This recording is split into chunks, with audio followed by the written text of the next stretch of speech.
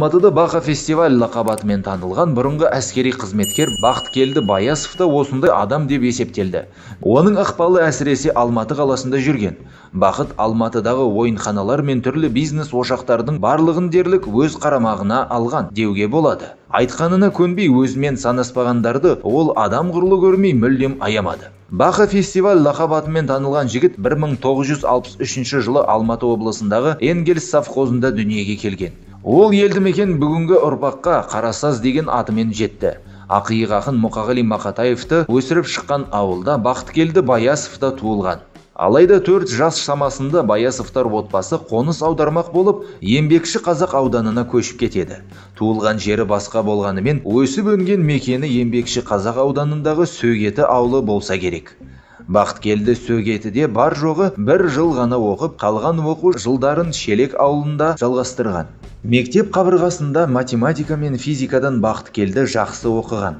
Соған орай балаларының білімін одан бетер жетілдіру мақсатында Баясовтар оны арнайы физика-математика мектебіне беруді ұйғарды. Жәутіков атындағы білім ордасында Баха фестиваль бар болғаны 1,5 жыл ғана оқыған. Білімінен гөрі жігіт бойындағы спорттық қабілетке деген ұмтылыс қуаттырақ болса керек.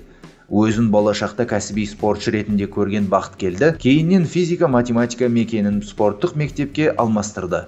17 жасында мектепті тәмамдаған ер бала қазіргі Рысқұлов атындағы жаңа экономикалық университетте оқуын жалғастыруға ниетті болады. Алайда 1-ші курста білім алып жүрген кезде оны әскер қатарына шақырады. Нәтижесінде Бақыткелді борышын өтеу үшін Ауғанстанға аттанып, 1981 жылы алғашқы лек сапында соғысқа қатысқан. Дәл осы Ауғанстандағы соғыс бозбала Бақыткелдіні атышулы Баха фестивальға айналдырды. Атқарған қызметі үшін жігіт көптеген батылдық марапаттарына ие болды.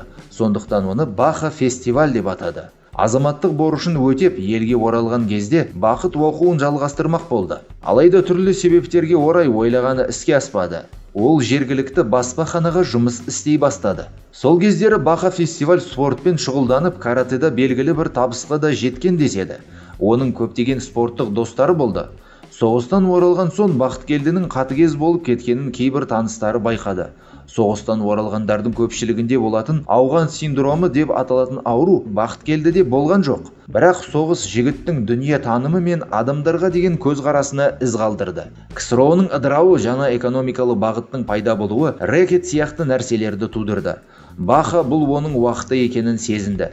80-ші жылдардың аяғында ол алматылық кәсіпкерлерді сілкіп бастаған өзінің қылмыстық тобын құрды.